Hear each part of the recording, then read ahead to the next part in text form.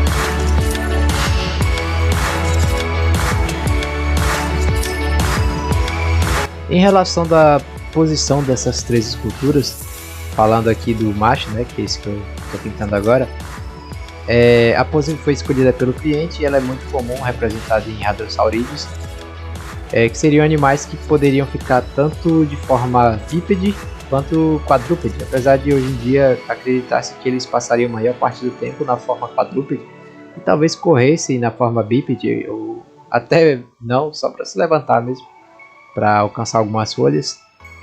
E esse aqui, que é uma das fêmeas, eu fiz inspirado em bovinos, né? Porque os bovinos, bois, vacas, eles têm essa posição de coçar a cabeça, né?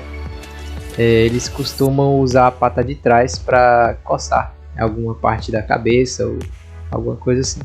Então eu achei interessante representar essa posição mais natural, né? Mais dinâmica nessa escultura.